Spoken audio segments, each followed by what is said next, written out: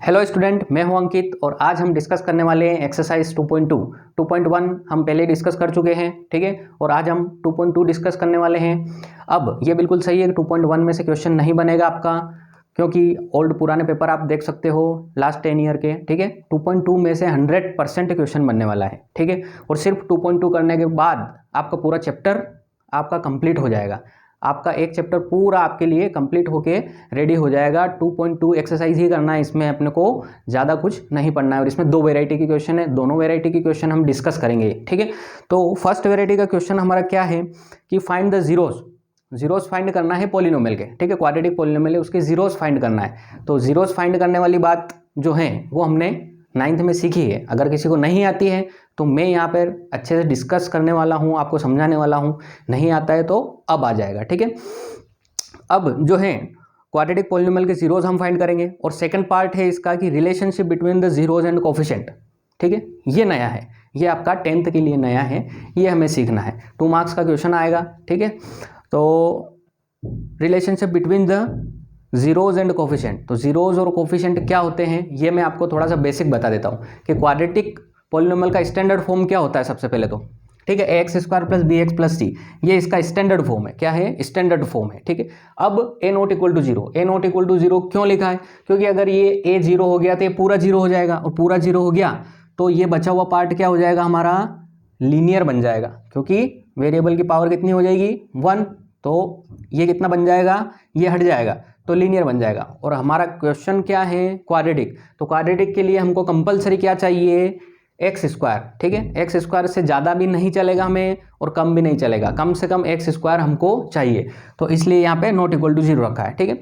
तो क्वेश्चन हम जब सॉल्व करेंगे तो आपको बहुत अच्छे से समझ में आने वाला है। तो जीरोस क्या होता है? जीरोस जब क्वाड्रेटिक पॉलिनोमियल को सॉल्व करते हैं मिडिल टर्म स्प्लिट करके, ठीक है, तो 2 जीरोस आते हैं, हम उनको क्या बोलेंगे? Alpha beta.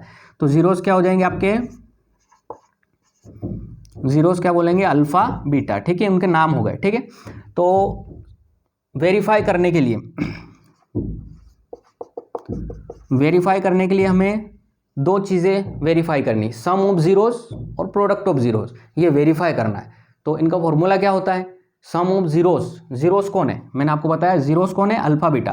तो सम, सबसे पहला क्या है? सम अल्फा प्लस बीटा, ठीक है। सम ऑफ जीरोस होता है माइनस बी बाय ए। तो ए और बी क्या होते हैं? ये यहाँ से अपने को नंबर मिल जाएंगे जब हमारे पास क्वेश्चन आएगा उसमें से, ठीक है। तो ये एक्स स्क्वायर के साथ वाला कौन होगा? ए होगा।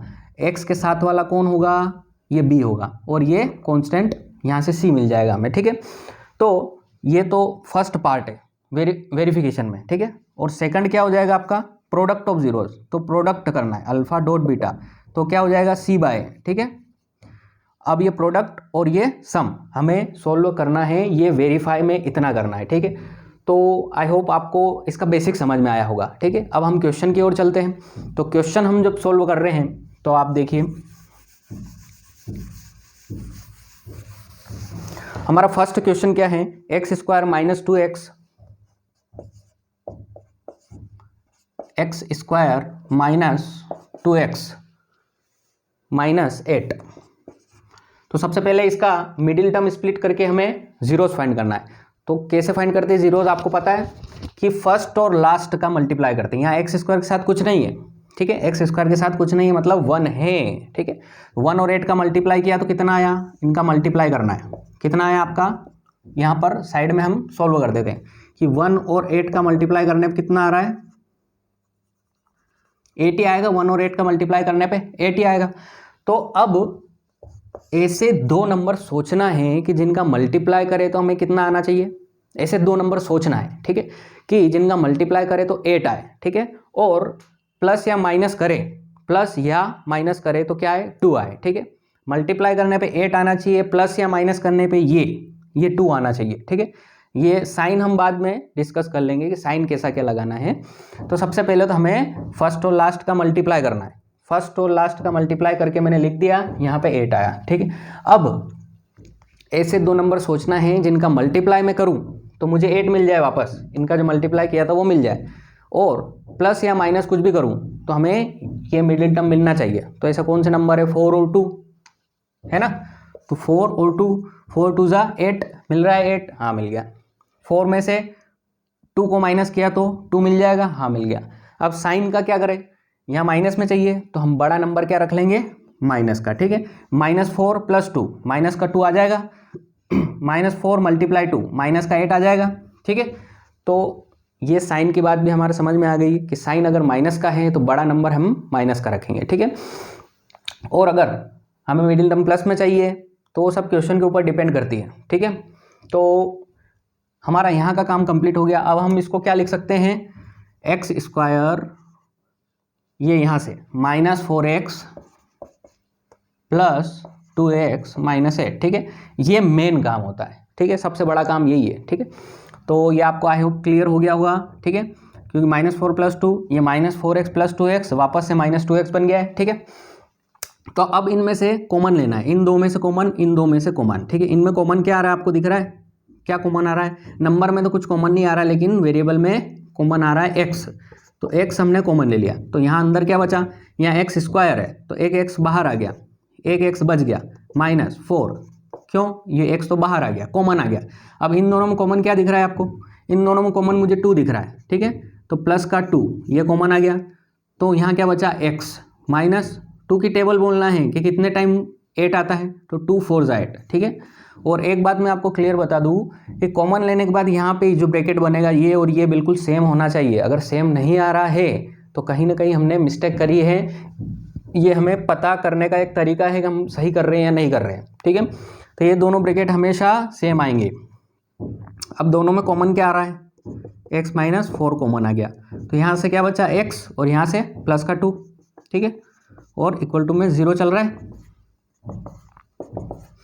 तो अब x की वैल्यू यहाँ से क्या आ जाएगी, x - 4 को भी 0 के इक्वल रखना है और x + 2 को भी 0 के इक्वल रखना है। ये यहाँ पे 0 के इक्वल हो गया, ये यहाँ पे 0 के इक्वल हो गया। तो x कितना आ गया यहाँ से, -4 इधर आया तो प्लस का 4, और ये x कितना आ गया, +2 था तो -2, ठीक है। तो मैंने क्या बोला था, जीरोस को अल्फा बीटा मानना है, ठीक है। हमारी एक पार्ट कंप्लीट हो गया है, ठीक। तो x आपके 4 और क्या आ गया, -2, ठीक है। तो जीरोस क्या हो गए, जीरोस आपके हो गए अल्फा मान लो 4 को, ठीक है, और बीटा आपका हो गया -2, ठीक है। तो अब हम वेरीफाई करते हैं, क्या करते हैं हम, वेरीफाई करते हैं। तो वेरीफाई करें,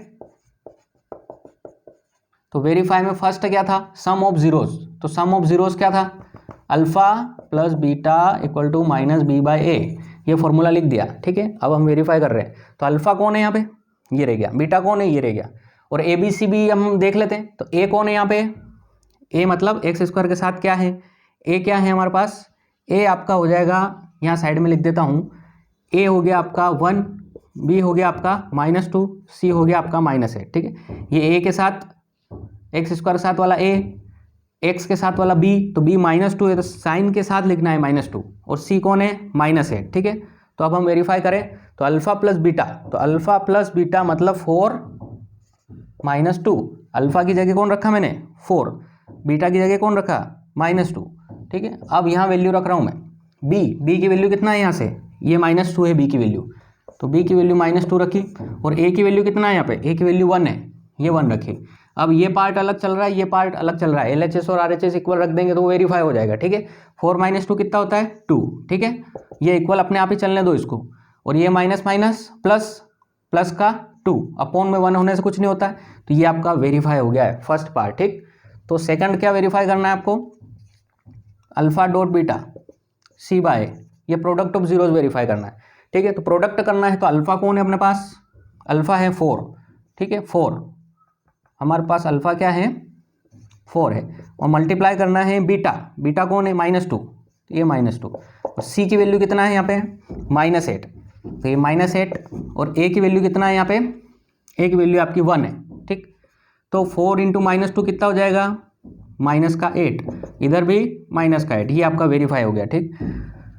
तो पूरा क्वेश्चन आपको अच्छे से मैंने समझा दिया है। पॉसिबिलिटी है कि या तो ये वेराइटी का क्वेश्चन बनेगा या क्वेश्चन नंबर 2 जो है उस वेराइटी का क्वेश्चन बनेगा, ठीक है। तो ये दोनों क्वेश्चन आपको करना है तो आपकी एक्सरसाइज कंप्लीट हो जाएगी और एक तरह से आपका पूरा चैप्टर कंप्लीट हो जाएगा। तो एक बार और इस क्वेश्चन को मैं बता देता हूँ, ठीक है। इक्वेशन आएगी, ठीक है। अगर स्टैंडर्ड फॉर्म में नहीं है तो आप उसे स्टैंडर्ड फॉर्म में पूरा सा जमा लेंगे, ठीक है। इसलिए मैंने उसका स्टैंडर्ड फॉर्म बताया था, ठीक है। स्टैंडर्ड फॉर्म में होना बहुत ज़रूरी है, क्योंकि अभी क्वेश्चन आने वाला है वो स्टैंडर्ड फॉर्म में नहीं है और डायरेक्ट उसको सॉल्व करेंगे तो हम कर ही नहीं पाएंगे उसको। इसलिए स्टैंडर्ड फॉर्म मैंने सबसे पहले आपको बताया कि उसकी क्यों ज़रूरत थी, ठीक। तो स्टैंडर्ड फॉर्म सबसे पहले एक्स स्क्वायर, फिर ए एक्स, फिर बिना एक्स, ठीक है। A x square plus b x plus c, ये स्टैंडर्ड फॉर्म हो गया, ठीक है। तो हमें चेक करने के बाद में हम देखते हैं कि फर्स्ट और लास्ट का मल्टीप्लाई करना है, मल्टीप्लाई साइड में लिख देना है, यही तरीका अपनाना आप, ठीक है। फिर बीच में नंबर देखना है, तो इसको अभी होल्ड करो। तो इनका मल्टीप्लाई करने पे क्या आया, फर्स्ट और लास्ट का 8। ऐसे दो नंबर सोचना है जिनका मल्टीप्लाई करने पे क्या आए, 8 आए। तो मैंने सोच लिया 4 और 2, ठीक है। तो 4 2 ज़ा 8 हो गया, तो 4 2 ज़ा 8 हमारे पास आ गया। प्लस माइनस करने पे 2 आ रहा है, हाँ आ रहा है। 4 में से 2 माइनस किया तो 2 आ रहा है। अब साइन का देखेंगे, साइन अगर माइनस में चाहिए तो बड़ा नंबर माइनस में रख लो, तो आंसर अपने आप क्या आ जाएगा, माइनस में। तो बड़ा नंबर माइनस में रख दिया, -4 + 2, ये माइनस का 2 आ गया, ठीक है। अब ABC, अब हमने इसको सोल्व किया, जीरोज आ गए, तो जीरोज को क्या बोल दिया, अल्फा बीटा, ठीक। अब वेरीफाई करने के लिए हमको ज़रूरत पड़ी फॉर्मूला की, तो alpha plus beta sum of zeros minus b by, value रखी, सोल्व किया, आंसर आ गया, वेरीफाई हो गया। फिर product of zeros c by, value रखी, सोल्व किया, आंसर आ गया।